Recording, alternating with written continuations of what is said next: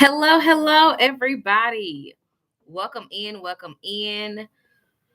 I am Amber the Activator, and I am excited because this is the first live session that we're doing with Brandfield Activation. I could not be happier. It has been a long time coming. And I'm super excited to do it because I'm doing it our way. And that will be evident as you all continue to watch us here at Brandfield. um, we don't believe in being generic, right? We don't want to do things the same way everyone else has already done it. Obviously, yes, there are things that are tried and true. But as you all see, in the economy in the world, if you can bring some type of authenticity, if you can bring something different, that's a little bit more attractive, and of course more profitable. So let's get started. Again, I am Emma the Activator. I am the founder of Brand Felt Activation, and essentially, you're going to come in generic, but you're going to leave brand felt. So we are an experiential marketing agency and consultancy. We do a ton of work when it comes to sponsorships and partnerships, and we do a lot of event programming. But today's session, we're specifically talking about how to connect and identify the decision maker when you are trying to do partnerships and sponsorships, you all. That is one of, like, if I had a dollar for every time someone asks that. um I will be rich right now. I wouldn't necessarily need the business, right? Actually, and before I even get into that, let me give y'all some background because a lot of you all do not know me. You do not know the face behind the brand in a sense. So, again, I have been in the world of marketing, advertising, and events now over 20 years. I worked on the agency side, I worked on the client side, I worked on startups, I worked on big box brands, right? I was doing influencer marketing before influencer marketing was labeled. I've done digital marketing things before digital marketing was labeled. So I've had an opportunity to be across all boards within marketing. But what I fell in love with was experiences. Even as a child, I'm going to make a simple get together or something memorable, right? And it's still to this day. Holidays, birthdays, I'm like, versus just going to the store and getting a gift, what kind of experience can I create to make it something that is worth while and lasting? And so that is what we like to do with our clients over at Brandfield. And even going more in depth, or at least more specifically, we like to create experiences with our partners, right? And with our as sponsors. If you are having an event specifically, there should be value there, right? It should not be a sponsor is giving you five, $10, $100,000, but they're not truly seeing a return, right? And so we're going to talk about that, but we're going to talk about it from the start as to how to identify them and how to connect with them. So if you see me looking over here, I'm actually looking at my notes. I'm one of those people that if I do not have notes, I would do a whole TED talk on a completely different subject. Okay. um, but let's get into it. So who are decision makers? All right. You might think you know, but I'm just going to confirm if you know who the decision makers are. But the decision makers can be labeled as the person who has the approval right. Simple as that. Okay. That could be a director, that could be a manager, that can be the financial person, right? That can be the person that is handling bookkeeping. That can be the founder. It can be an array of people that have that power. And when you are trying to secure a sponsorship or secure a partnership, it is your job to find who that decision maker is, right? And the caveat to that is you might have to go to people that are adjacent to that decision maker.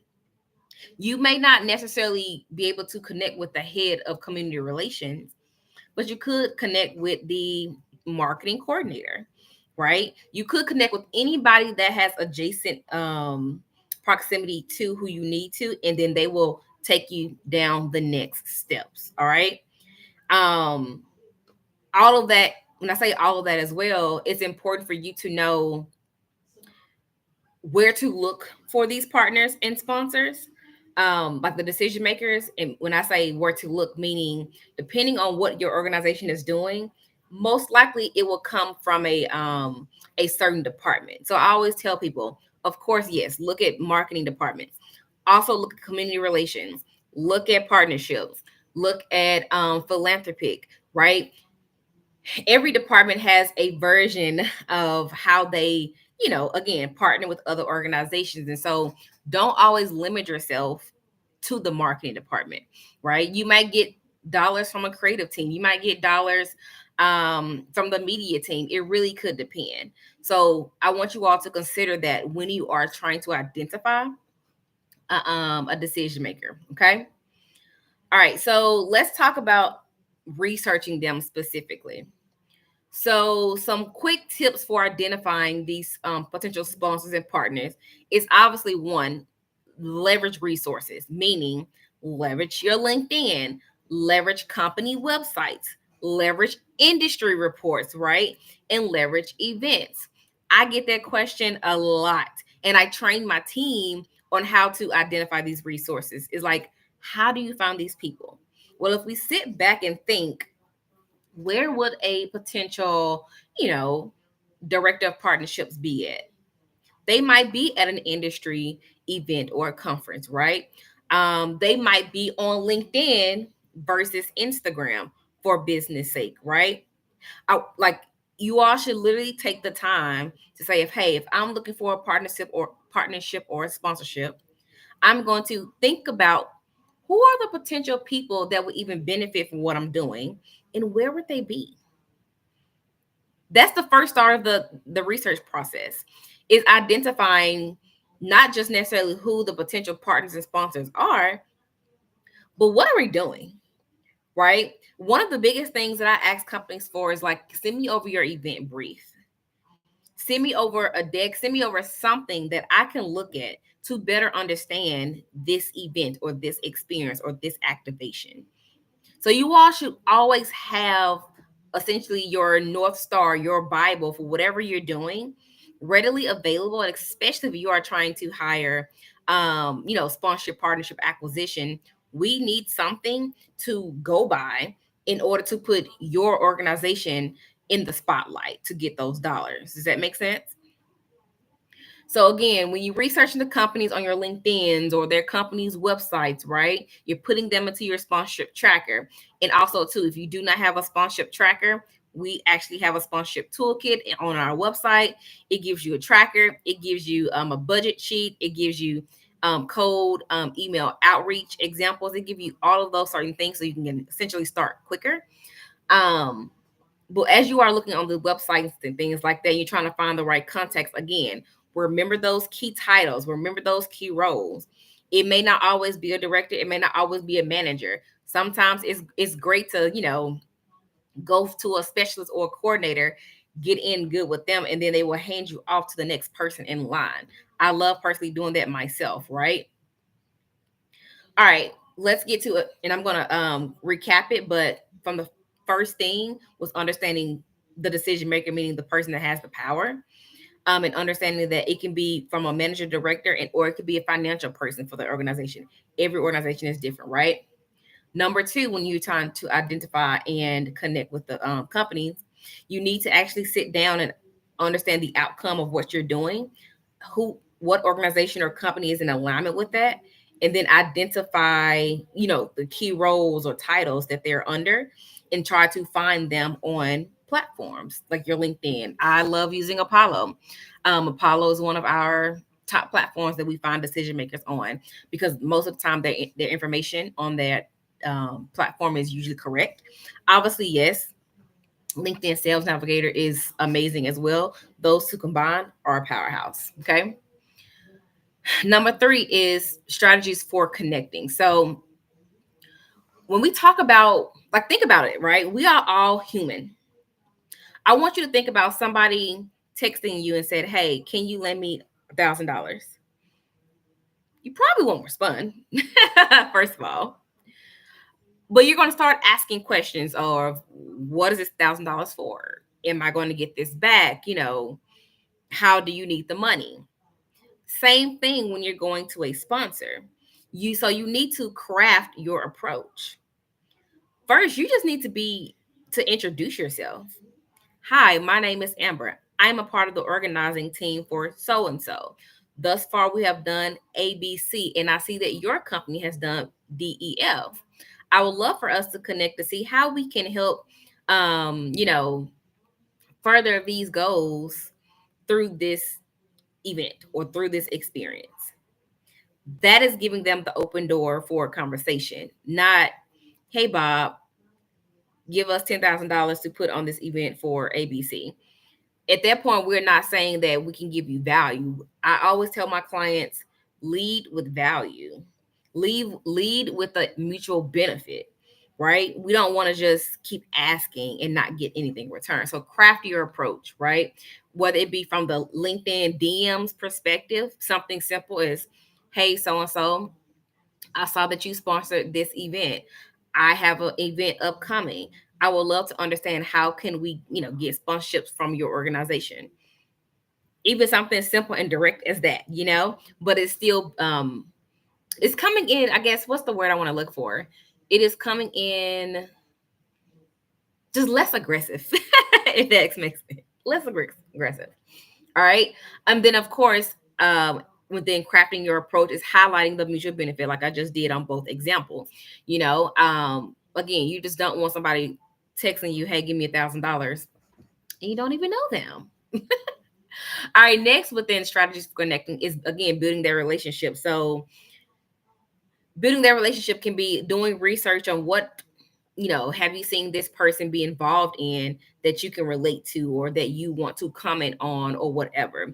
Like show them that you are invested not just in them as and I'm making this up, the director or the person that has power, but but you're invested in them as a human being as well. That is one of the reasons why I do believe we are very successful, is because we actually build relationships with our people. So on our initial calls, on every call, to be honest, we always give a fun fact. And like the first minute is literally talking about a fun fact versus, yes, we talk about we're owners and company details, things like that. But I love to give a fun fact because that breaks down a wall.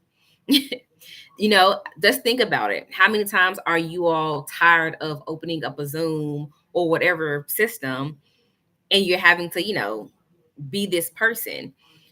I want to be on a virtual call or whatever with a human being. So let's have a little fun, but let's also get business done. So that is a part of building that relationship, right? All right. Number 4, effective communication. And so, y'all, it is, how many of these is it? Yeah, it's 4. Giving y'all 4 things to consider when you're connecting and identifying sponsorships and partnerships. So number 4, after you have, been building this relationship with them, then you now want to pitch the opportunity. And this honestly should become easy because if you were building this relationship and you had an initial call or email or something, and you were listening, right? You were listening, you were asking questions of like, what are your companies or your organizations, goal within the next 12 months, 3 years, 5 years, or what are y'all, what are some challenges y'all experiencing? All of these things that should help you pitch, to them that, hey, what I have is the solution for what you're doing. Let's talk more, right? So that may be an organization wants to get in front of a different audience, and your experience on event can put them in front of them, right? Their organization might want access to other brands, and you may have those other brands at your event or your experience. So in order to even do that, again, pitching yourself, you really have to listen. You have to listen and you have to ask questions. Again, I just gave you some questions, but if you missed it, when you're reaching these out to these people and you are trying to build a relationship, ask, hey Bob, what are your walls next your 12 your goals for the next 12 months? What are your personal like what personally, what am I trying to say? What are your professional goals for 2025 or the next 12 months, right? Um what initiatives does the company have going on or are about to start? Asking those important questions can help you identify with what you are doing. How can your event or your experience partner to achieve those goals, right? I like to say it like that. Even though, yes, sponsorship is the word, I'm always calling people partners because, again, we are partnering in pushing this initiative forward or pushing this thing forward.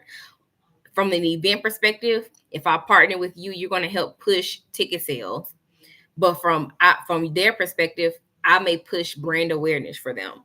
So it's really important for you to understand what their needs are, because that is how you do the effective communication of pitching your event. So whether it's pitching demographics, details, the benefits, all of that, right?